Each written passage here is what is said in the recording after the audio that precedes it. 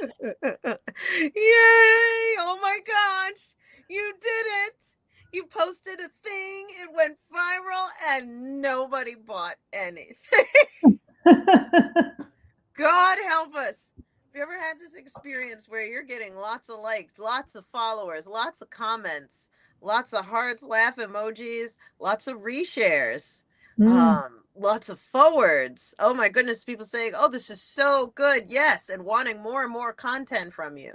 The more viral you go, though, the more visible you get, the more crickets you're hearing. Or are you even spending? So you're investing to boost the post, and all right, mhm. the post is boosted.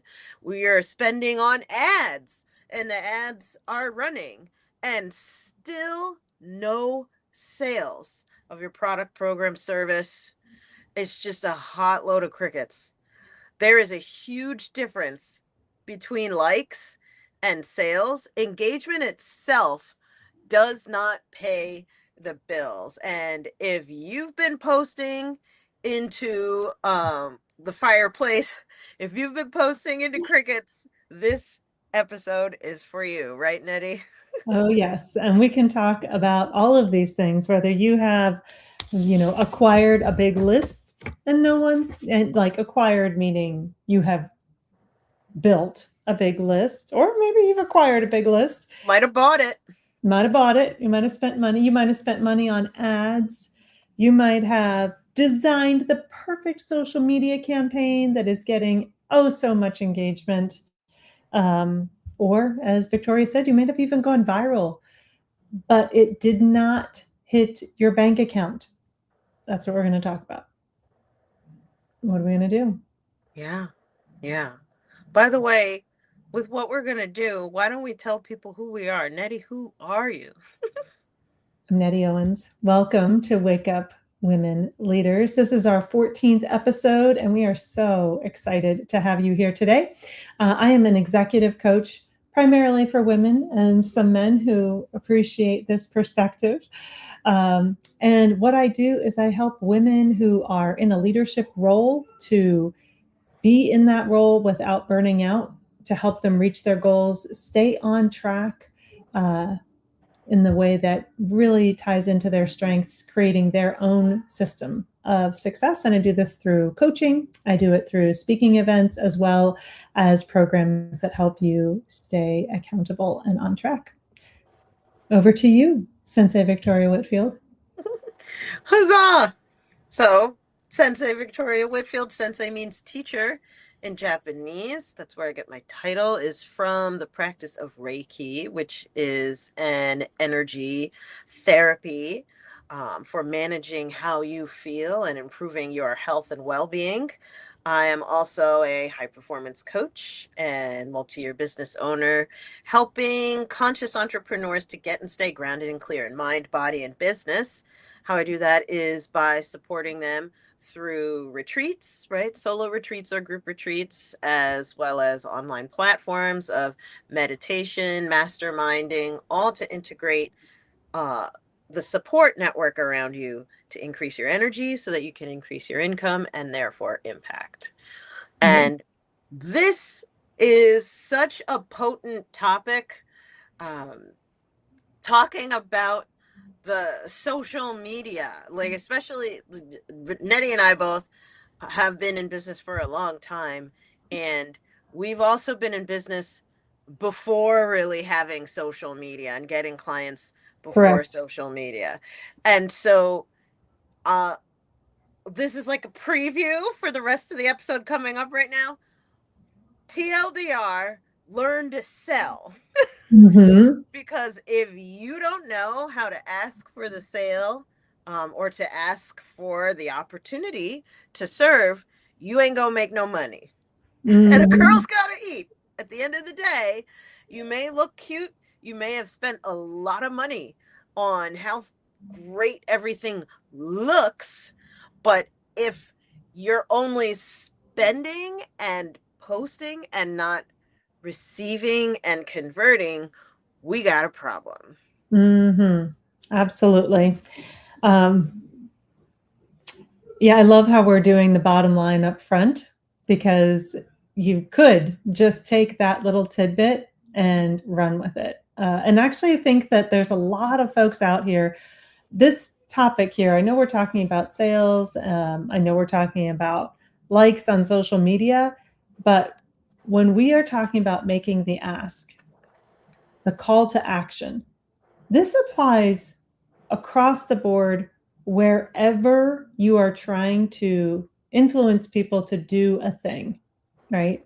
It is not enough to show up and look pretty and not ask for what you want. So throughout this, we're really going to be talking about, you know, being clear on asking for what you want. That means asking for the sale, and that might be very uncomfortable for you. Not gonna lie. I think especially for women, we are so much in a giving role that perhaps one of the reasons why sales can be so challenging is because we would need to ask people for something, and that is, you know, to give us their money in exchange for the thing that we're offering, and that can feel very, very uncomfortable. Um, maybe you're feeling that as a guy too, and that's fine. We're not excluding you from feeling uncomfortable. But I'm just wondering, I mean, I know there's a lot of pressure culturally, socially to not ask. So that might be part of what's coming up here. But it may actually not be a mental like block that you have or a societal block. It may be that you actually just don't even know what drives your sales. Like, it is possible that you're thinking you posting consistently every single day is the thing that gets you dollars in your bank account, but you're not tracking anything to be aware of what is that connection between. Blame it on me. I know. Thumbs up just came up on my screen for those who might be listening, not watching, unexpectedly. But you might not actually be tracking to have any awareness about, is your social media working? Are those posts that you're putting out every single day or week or month, whatever it is it even working? Do you know what that through line is between your content and making a sale? Yeah. And being able to tell what's the point of the posting as opposed to just posting for posting's sake is really huge. Like likes, comments, and follows themselves are not a sign that people want to buy your product, program, or service. No, it's just a sign that, okay, I was here, essentially, or I looked at this. Maybe in passing, or if they commented, they looked a little bit more into it and wanted to say something. Great. But that has nothing to do with sales. This is all about the raising of awareness. And what dropped in for me also when you were speaking, Nettie, is how women as givers, people as givers, are so used to giving to the point of depletion that if someone would just pay attention to them and see them at all, Mm, that is the win. And with love, from this point forward in time, just draw a line in the sand and say, attention is not the win, right? mm, Attention is no longer the win. Many times when we're how do you say, stereotyping women. So what do women love? Attention. Yeah, that's okay. Who doesn't, first of all? And if we're living into that stereotype of, oh, I just want someone to see me and like what I'm doing or express approval for the fact that I did a thing, or I baked a thing, or I whatevered, if that's what you're on social media for, with love, that is your hobby and that is your mental health. That has nothing to do with your business. If your why for posting on social media is to get likes, comments, shares, subscribes, forwards, and just general reactions, if the only reason why you're posting on social media is to get attention and to get a reaction out of people, if your fundamental why is just, ooh, look at me, the why is misaligned with sales. I mean, unless you are getting paid to generate content. If that's the case, this episode is not for you. Like, with love, great.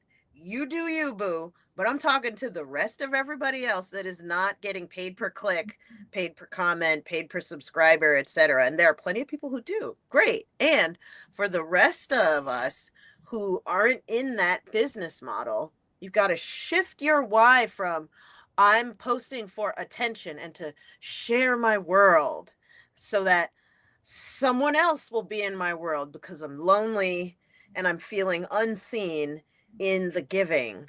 Or I feel expressive and I want to put my art out there, whatever it may be. Nothing wrong with sharing your art, but share it with a call to action. Share it with an introduction to, hey, I can do a thing, or hey, I'm selling a thing.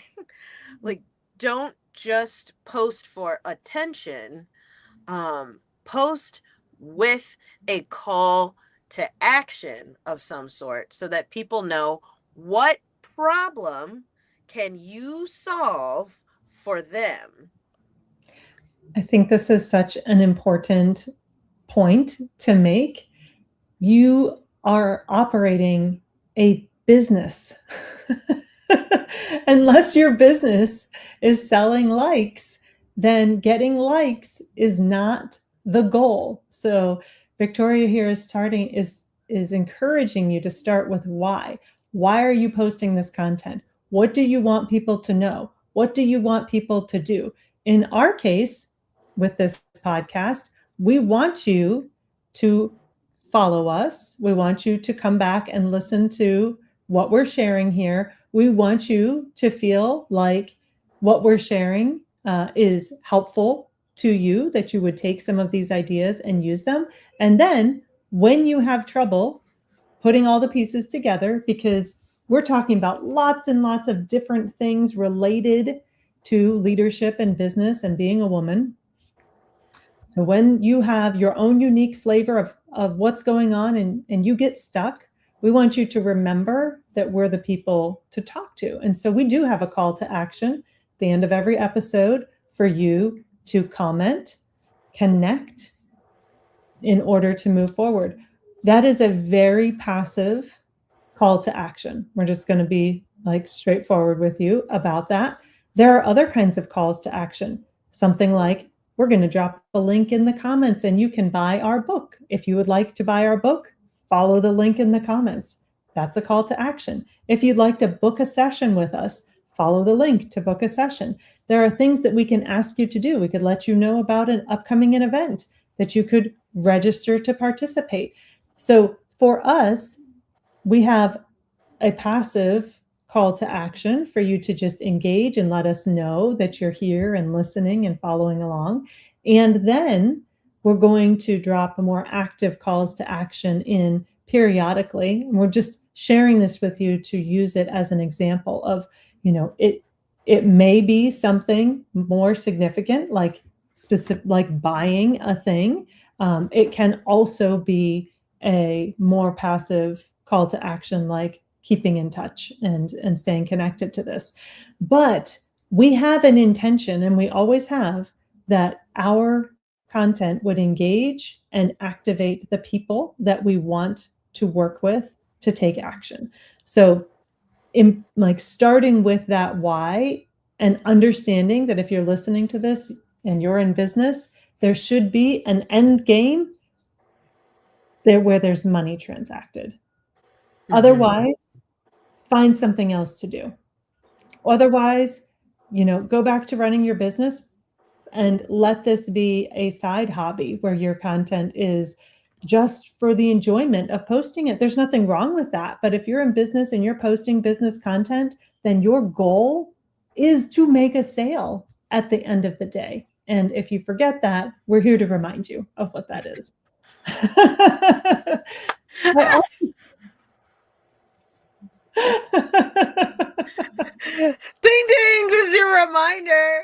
Like, that's okay. This is huge. Huge that you said that. Because how many people are watching right now? And you could comment me in the comments below if this is you. How many of you are paying for platforms like this is StreamYard, by the way.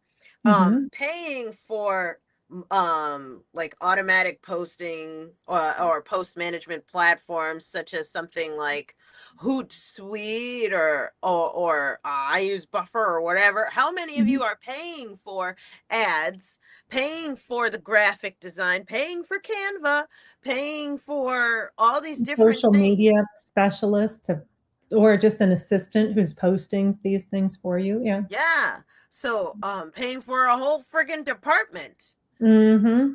And you're looking at the money going out, and the story internally is, I'm doing it because that's what I'm supposed to do. Stop it. Like, there's this idea of working hard is honorable. Working hard makes people respect what you're doing. Looking busy is successful. Vanity, vanity, all is vanity. If you look like you're working hard, if you look like you're busy, that doesn't mean that you are actually working smart or that you are actually busy collecting payments. The the the like we're gonna knock on it until you get it that it's time to sell. And the when you have an engaged audience, you have people who are actively like hitting the heart buttons, the likes, the laughs, and stuff like that. They're watching you live, maybe even, or they're commenting and sharing. These are people who know and like and trust you. They're enjoying engaging with what you're putting out there. And so every single one of these people are potential clients if you have the courage to invite them, if you have the courage to raise the awareness on how you could help. I have a story to back this up. So Nettie and I were talking about this. Well, one of my cohort mates, when I was studying web development, sales, online marketing, and all of that stuff, one of my cohort mates was the first runner up for American Idol ever. Amazing guy. And tens of thousands of followers, brilliant. Millions of people knew his name because he was TV famous, right, throughout the whole country. And he was in the cohort as one of my classmates trying to learn how to do this because he was broke, famous and broke, famous and broke. And if you're watching this, mwah, I love you, brother, because you are an amazing shift, amazing story around this. Because I remember talking to him or being in the mastermind and being like, dude, you have so many people following you. If you would just put one post, or even if you were to pick up your phone right now and press go live and say, hey, I've decided to start offering voice lessons.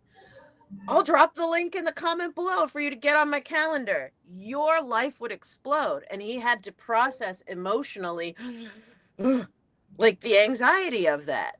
And so you may be an artist, you may be world renowned and recognized, but broke, right? You're the starving artist.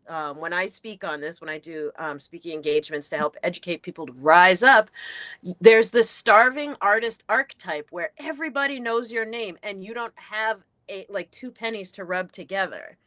It's because you're putting out the art, you're pushing everything out, and you're not making it a point to send and receive at the same time. God gave you two hands, give and receive, with one of each. Don't just push out all of the art and have that sense of nobility of I'm a martyr for putting out my magnum opus, and I'm entitled to people paying me because I am famous, or I'm entitled to people paying me because I hung my shingle, or I'm entitled to people paying me because I spent so much time, money, and energy putting together the most perfect thing. Girl, I better stop talking because if I I'm feeling a soapbox. But long story short, there's so much wisdom and brilliance. You're an expert. One of my mentors wrote the book, Expert Secrets, for this exact same issue. Russell Brunson trying to knock people over the head to say, stop. just being an expert, stop just being a star and an artist, and instead break free from the grind and allow people to come in and support your mission and purpose by them paying you to help transform their lives in ways that you could solve problems. I, I better To stop. I me, just, this is a systems problem. Shock. yes, Okay, so we always kind of bring a piece of the pie, each of us, right? Victoria and I yes. have uh, the whole mix that you need. We're going to share one half each, right, of that whole mix. And for me, the half of the mix is the system, right? So it is important if awareness is on social media. If you are selling something that people can buy online, then yeah, getting out there online is important. Side note, there are other ways to get out there in person and other methodologies, but if getting out there online is your method, and building awareness online is your method, then we are talking about creating a system around that. So yes, putting that content out there, knowing that your content, its intention is to lead to the sale. So you are educating your audience, you are speaking to their pain points, you are sharing your stories, you're sharing your case studies, you're putting all these things out there. So we're thinking really strategically about what's going to help that person know, like, and trust us.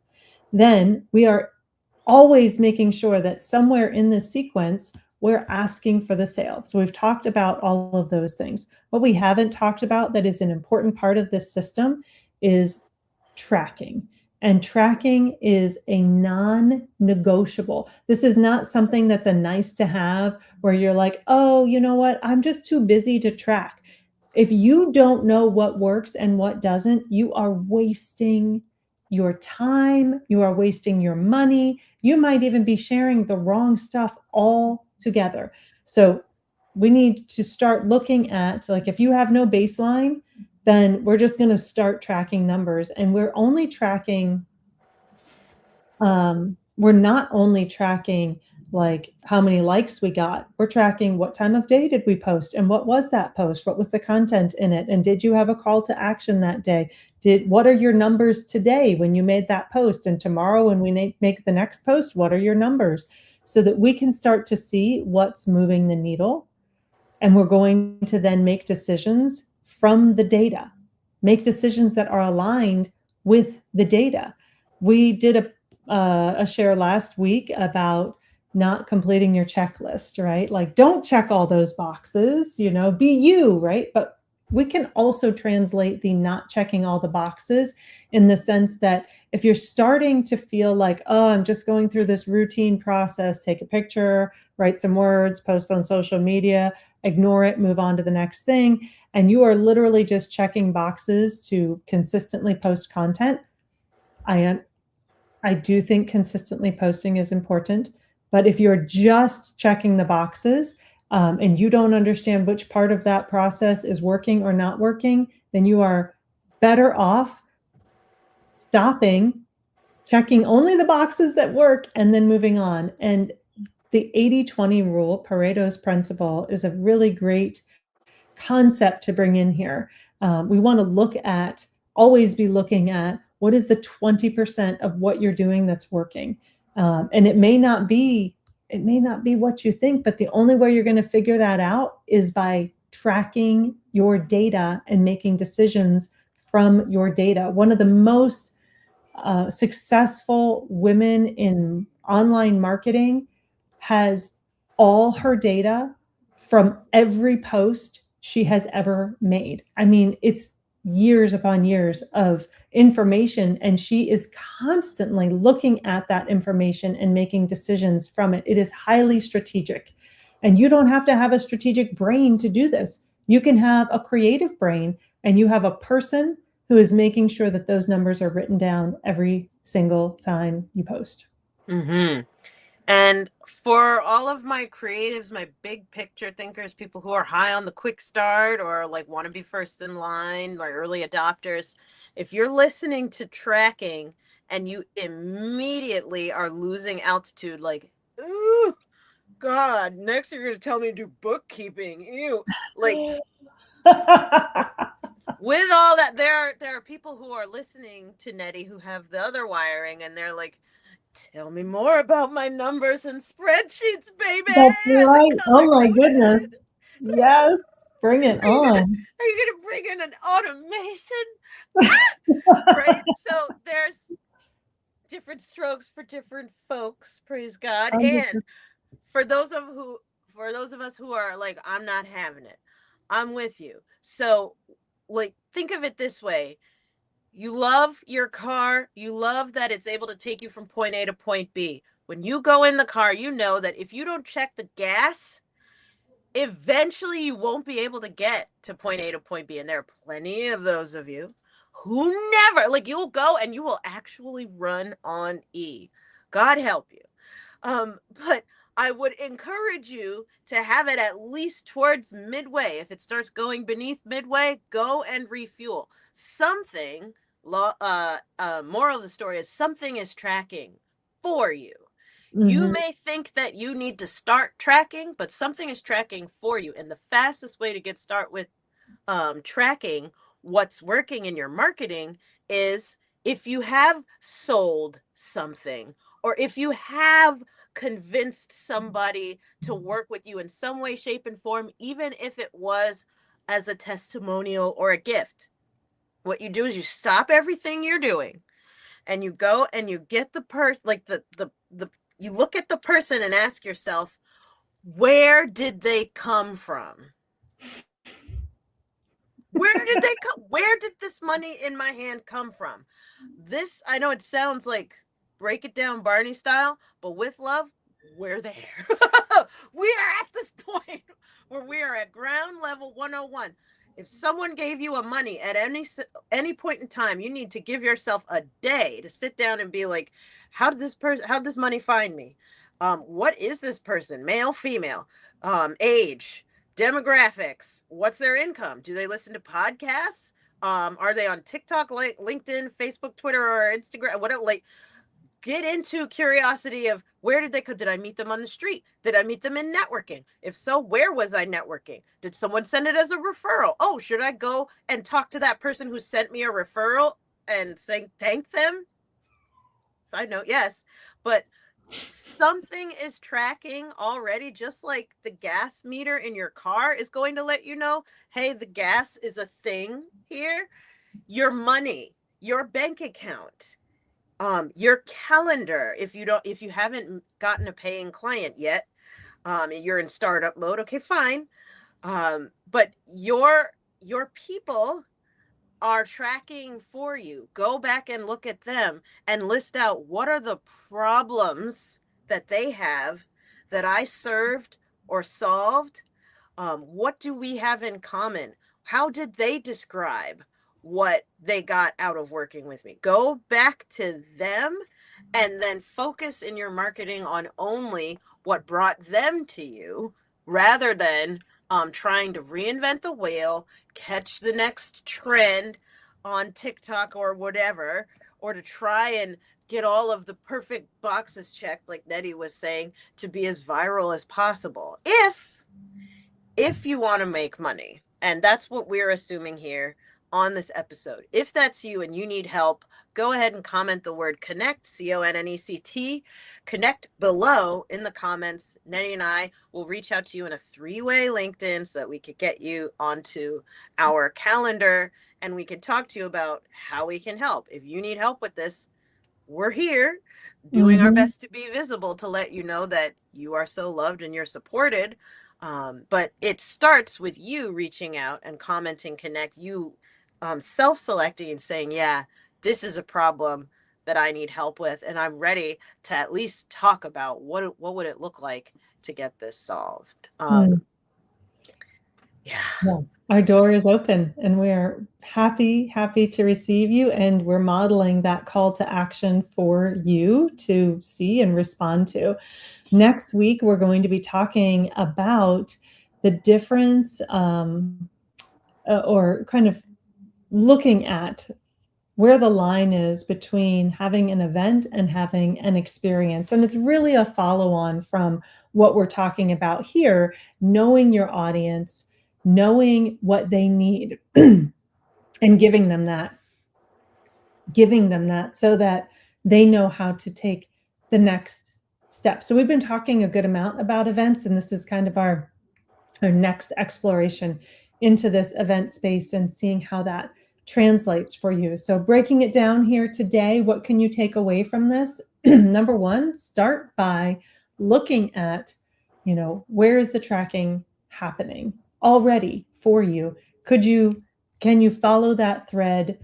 Can you build on it a little bit? Is there any adjustment that you need to make to your content that's going out? Like, is there a small shift that you can make that would make it a call to action or to invite actual engagement, actual conversation that you can then take to the next step? Look at what you've got already in the hopper. Is that post for awareness? Is it for trust building? Do you have anything in the pipeline that speaks to conversion, which is a call to action, right? Um, and remember, you're here to make a sale, and that is a worthy goal, because when you make a sale, you help people, and more people you help, the more fun you have. Hold on, I don't even know how this works. Go ahead, I Victoria. got it. Fill me I got in. it. So making good money is a spiritual thing. It is good. Making good money is good because whenever you make money, you are helping someone, right? More good is happening in the world. And when more good people like you make good money, more good happens in the world as an extent. So don't be afraid of closing the sale. The reason why it's happening is because you are helping improve someone's life. I mean, this is my specialty, is helping people heal their relationship with sales in a really soulful and integrous way. There's so many people who have amazing hearts that are so embarrassed to ask for the sale. So we got your back, whether it's from the inspiration and mindset or from the systems and strategy on Nettie's side. We've got your back to make sure that you do that. So, by the way, if this episode is resonating with you, have you engaged yet? Make sure you hit like, share, subscribe, so that you get these notes first every time that you're online. Share it with a woman in the world who leads an organization, association, or chamber who you admire and love, so that you know that you want her to wake up. We are sending you so much love. Mwah. And we'll see you in the next one. Bye for now, everybody.